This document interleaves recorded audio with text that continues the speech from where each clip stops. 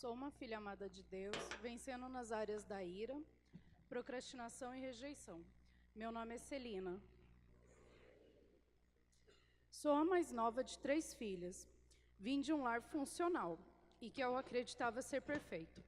Muitas vezes nas minhas turmas de sala, eu era uma das poucas que os pais não eram separados e por isso sofri rejeição. Com o tempo, aprendi a não falar deles para os colegas da escola e tinha orgulho deles. Mas tínhamos um relacionamento difícil, pois eu tinha um temperamento forte, eu era muito ativa e tudo que acontecia em casa de bagunça era sempre eu que apanhava. Muitas vezes fiquei com raiva dos meus pais por isso. Eles diziam que eu era terrível, não tinha solução e que muitas vezes eu devia ter sido morta no ninho.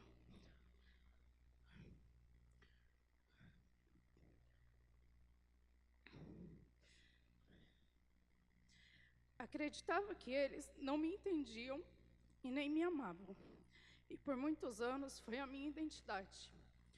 Fui criada no catolicismo e me envolvi na religiosidade. Meus pais me batizaram com 5 anos porque eu desejei isso. Por um impulso de conhecer mais a Deus, me envolvi em tudo que a igreja me oferecia. Aos 16 anos me afastei da igreja, passei a ir nas baladas e virava finais de semana em raves. Não gostava de beber, mas sempre gostei de dançar. Em 2000, passei no CEPAS com 17 anos e conheci o Carlos, meu primeiro namorado. Namoramos por alguns meses, então eu decidi terminar com ele. Concluí o técnico e o ensino médio em 2002. Mesmo trabalhando, estava perdida com os meus sentimentos e o meu temperamento. No carnaval de 2002, um amigo me convidou para um retiro de carnaval. E fui. Passei uns dias no retiro e quando voltei, ninguém me entendia em casa.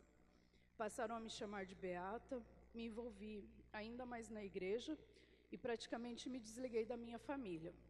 Entre ritos e símbolos religiosos, meu relacionamento com Deus foi ficando cada vez mais distante e superficial.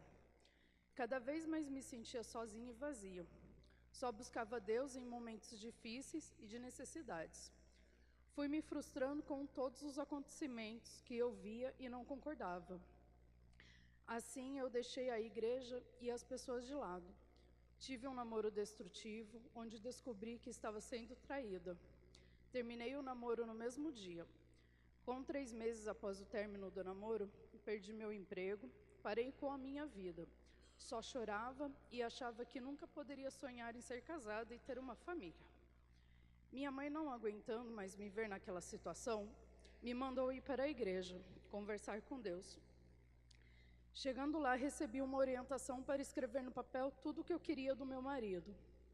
Então eu escrevi a lista e fui embora. Depois de uns dias, um amigo em comum começou a falar do Carlos, o meu primeiro namorado. Busquei-o e o encontrei na rede social e passamos a conversar. Nos reencontramos depois de 5 anos. Começamos um namoro que durou 4 anos e meio e estamos casados há quase 8 anos. Durante o namoro, Carlos me convidou várias vezes para ir à igreja da cidade e muitas vezes brigamos por causa da religião e suas diferenças. Aos poucos fui aceitando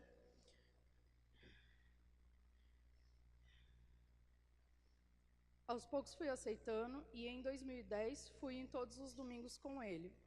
Certa vez, durante uma celebração, o pastor trouxe uma palavra sobre Maria, onde eu fui confrontada com o carinho e o respeito com que ele falava dela. Ele lançou um livro falando dela e as minhas muralhas foram abaladas totalmente, mas eu não admiti. Eu aceitei uma Bíblia do Carlos e permaneci na minha religião até dezembro de 2010, onde ouvi Deus me dizendo: está na hora de deixar eu fazer a obra. Naquele dia preenchi o cartão de decisão e fiz a inscrição para o curso de batismo. Não contei para ninguém da minha família, pois eu sentia que os estava traindo a eles e à antiga igreja, a qual eu já não frequentava há mais de 3 anos. Me batizei no dia 20 de dezembro de 2010. Passei de criatura para filha amada, desci as águas, e por meio da reação dos meus pais, só contei para eles depois que me casei. Eles não aceitaram e me rejeitaram com atitudes e palavras. Eu e o Carlos nos casamos no dia 22 de janeiro de 2011. Fomos morar em São Paulo. Me senti livre e amava tudo o que estava vivendo. Porém, distante da igreja, voltei a ficar mais irada e brigava com todos sobre todos os motivos. Contava mentiras para ser aceitas pelas pessoas que eu imaginava serem minhas amigas. A ira voltou a ser a minha identidade. Respostas atravessadas voltaram à minha vida e me afastaram de muitas pessoas que eu desejei ser amiga. Muitas vezes eu quis mudar o meu caminho. A procrastinação apareceu em evidência na minha vida quando passei a ficar em casa e deixava tudo para depois. Quando questionada pelo Carlos, eu reagia com ira e brigávamos. Depois eu pedia perdão. Comecei a ver que não tinha bons relacionamentos. Percebi que eu não podia continuar do jeito que estava. Num determinado dia, durante uma discussão com ele me disse que se eu continuasse daquele jeito, e tendo as reações de ira que eu tinha com frequência, não daria mais para continuarmos juntos, pois ele não aguentava mais o meu jeito. Cheguei no 30 semanas em 2016. Fui para o grupo da procrastinação sem saber o direito que era. Pedi tanto direcionamento e me identifiquei com cada uma no momento de partilha. Entrei na metade daquele ciclo que acreditava que a ira não tinha cura. Então, em um dos estudos, ouvi a citação de Tiago 5,16. Confessai os vossos pecados um para os outros e orai um pelos outros para que serdes curados. A oração do justo tem grande eficácia. Assim pedi a Deus para que Ele me ajudasse a compartilhar em todas as partilhas, e assim faço até hoje. Mesmo não tendo completado o ciclo daquele ano, iniciei 2017 falando para o Carlos que queria fazer o ciclo completo, e já sabia para onde eu iria.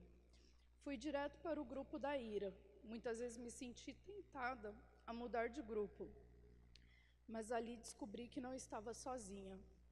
A liberdade ao falar e não ser julgada, nem condenada, e no encontro rendição onde escrevi minhas memórias, encontrei descanso real nos braços do Senhor, libertação no perdão liberado, e em cada fase da minha vida, fui escrevendo e depois ao ler para minha confidente, fui entendendo que Deus queria me curar.